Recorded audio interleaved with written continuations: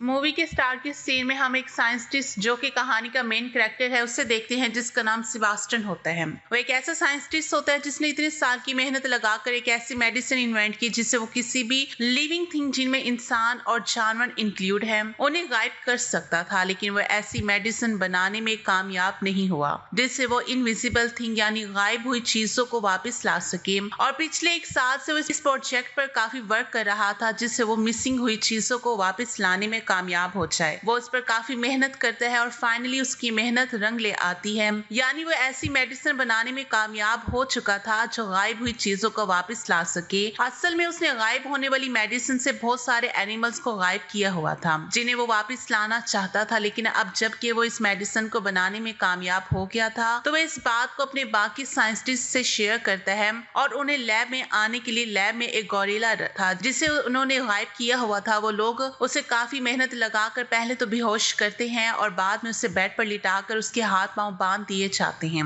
और वो उसमें वो मेडिसिन इंजेक्ट करते हैं जो कि सेबास्टियन ने बनाई थी गायब हुई चीजों को वापस लाने के लिए। और जब वो उसके अंदर वो मेडिसिन इंजेक्ट करते हैं तब उसे काफी डिफिकल्टी का सामना करना पड़ता है क्योंकि उसकी हार्ट बीट बढ़ जाती है और उस गोरिल्ला की हालत देखकर ऐसा लग रहा था कि अब वो नहीं बच पाएगा। उसको बचाने की काफी कोशिश करते हैं, उसके हार्ट को शॉक देते हैं जिससे उस गोरिल्ला की हार्ट बीट नॉर्मल होने लगती है और आहिस्ता आहिस्ता उसके सारी बॉडी स्टेबल हो रही थी और गोरिल्ला पूरी तरह अपनी बॉडी में वापस आ जाता है। अब क्योंकि वो ऐसा करने में कामयाब हो जाते हैं तो वो सब काफी खुश हो जाते हैं क्योंकि उनके इन्वेंट उनके एक्सपेरिमेंट्स कामयाब जो हो गए थे कि यहाँ पर हमें ये पता चलता है कि सारे एक्सपेरिमेंट्स मिलिट्री के लिए हो रहे थे और उन लोगों की मिलिट्री के साथ एक मीटिंग होती है जिसमें ये सेबास्टियन झूठ बोल देता है कि अभी तक उसने कोई कामयाबी हासिल नहीं की है और वो कामयाब होने के लिए और मजीद टाइम मांगता है। तब मिलिट्री उसे कहती है कि तुम तो पहले ही बहुत टाइम ले चुके हो और अगर तुमने जल्दी से कोई रिजल्ट नहीं दिया तो हम तुम्हारी रिप्लेसमेंट में किसी और को ले आएंगे। और जब वो लोग बाहर आते हैं तब सेबास्टियन के साथ ही उसमें लड़की का नाम लिंडा और लड़के का नाम मैथ्यू होता है। वो उससे पूछते हैं कि तुमने मीटिंग में झूठ क्यों बोला कि तुमने कामयाबी हासिल नहीं की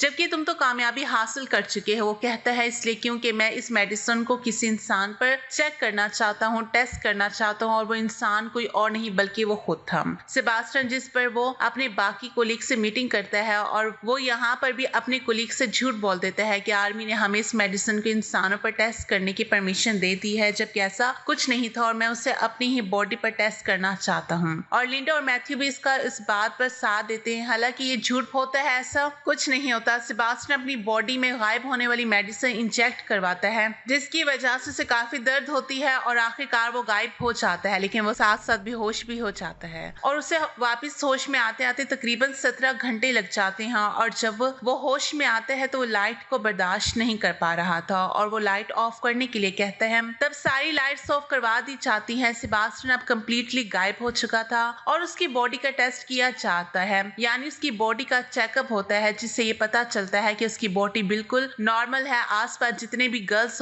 होती हैं वो खुद को महफूज महसूस नहीं कर रही थी बल्कि अनकंफर्टेबल महसूस कर रही थी क्योंकि उन्हें अपने आसपास सेबास्टियन की मौजूदगी का एहसास हो रहा था। 3 दिन गुजर चुके थे और अब उसको विजिबल करने यानी वापस उसे उसकी बॉडी में लाने का टाइम हो चुका था और वो उसमें वो मेडिसिन इंजेक्ट करती हैं जिसे वापस लाया जा सकता हो। तब फिर से सेबास्टियन को दर्द होती है और मुसीबत की बात ये होती है कि विजिबल भी नहीं हो पाता और उसकी हालत काफी नाजुक हो जाती है और अपनी मौत के बहुत करीब होता है। अब क्योंकि उनके पास और कोई रास्ता नहीं होता तो वो सेबास्टियन को एक मास्क पहना देते हैं ताकि वो सब उसे देख सके और इस बात को लेकर सेबास्टियन काफी गुस्सा हो जाता है।